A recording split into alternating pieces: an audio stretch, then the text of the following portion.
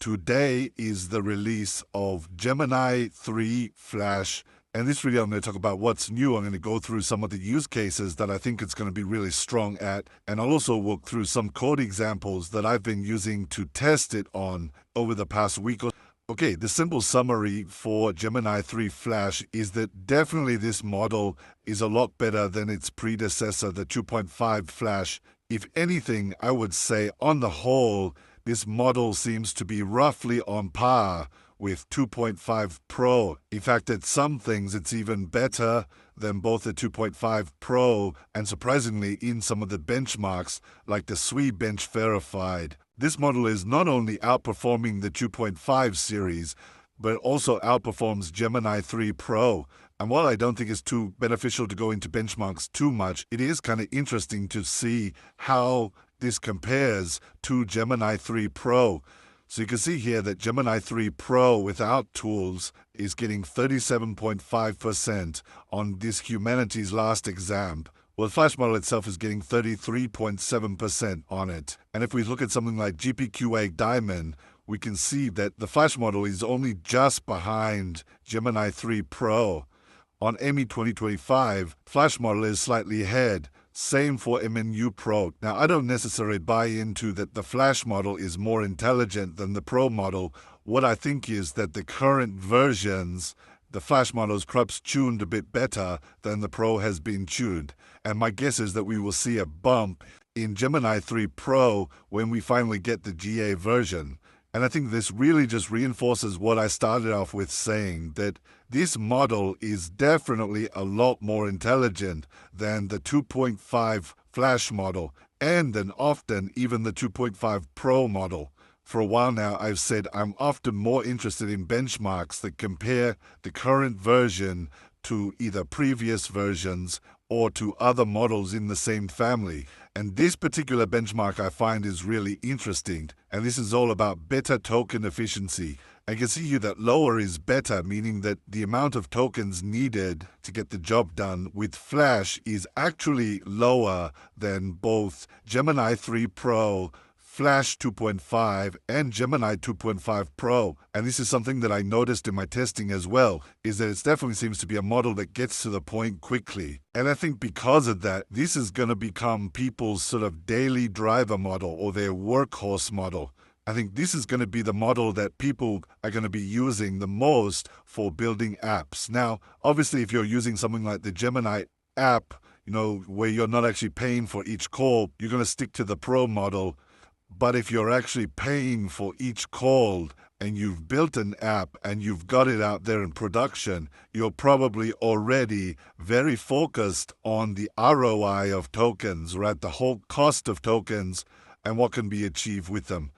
And this is one of the things that internally Google is also seem to be focused on with this model.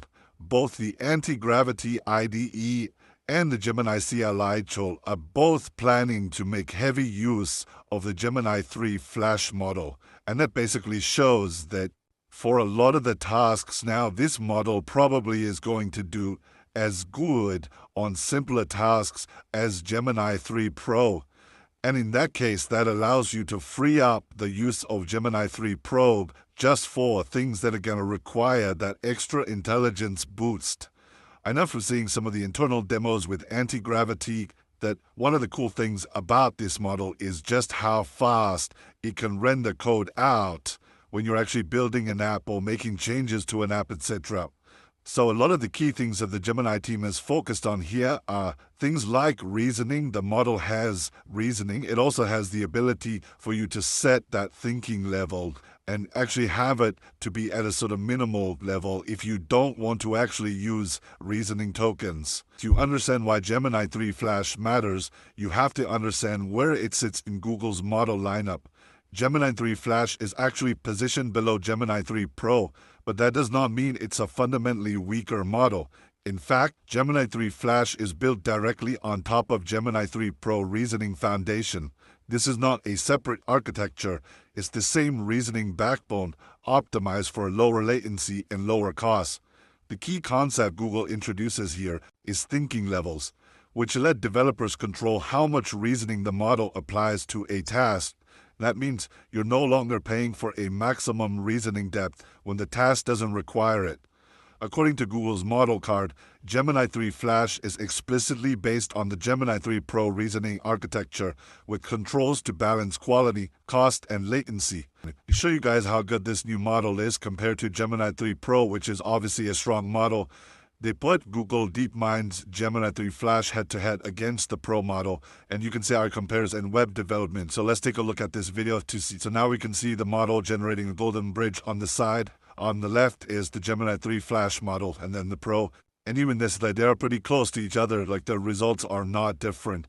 And once again, I want to emphasize that you're running a model that's actually cheaper on the side versus the one on the right. So you can see that these models are quite on par when it comes to results. Obviously, there are some differences. If you look at this, for example, you can see the camels on the Pro look a little bit more realistic.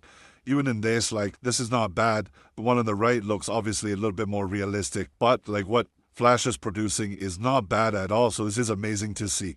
So here's another example where it's supposed to create a minimalistic weather card and add a little bit of animations to it. So what you're seeing right now, it's actually running in live, and this is not sped up. So we're getting 3 different versions with a different, UI explanation. Like, one is supposed to be more kinetic, graphic suspension. The other one's more tactical press pulp relief. So these are design metrics that it has given it, and we can see all of these in action. So here's the first one. It looks pretty good. Like, the UI is amazing. When you click on it, it changes to different weather, temperature, and displays something based on that. Then we have this, which is, I think this is probably like my favorite one so far. Like, it looks really amazing. Then let's look at the last one. The last one looks a little bit more futuristic, but once again, beautiful UI designs, and the results are amazing. So now let's see the model in action. So as you can see, it's live. You should see a notification like this saying Fast is now powered by 3 Flash. Try it. So we're going to try it out, and we're going to see what it can create. Specifically, I want to test out its multimodal abilities, and one way is that it's supposed to understand screenshots or images and then able to use that to create something. So I'm going to give it a screenshot. Actually, it's an image of a web analytics dashboard that I found on Google. I'm going to tell Gemini to recreate that dashboard and try to follow the UI similar to it. So this is going to show its ability to understand an image, as well its coding abilities and UI abilities. I've given it the image and I've told it to recreate this dashboard for me as a website, and make sure it's selecting the fast one. So you can see there's fast, thinking, and pro. Make sure it's selecting the fast one to test out the new model. So I'm going to press submit.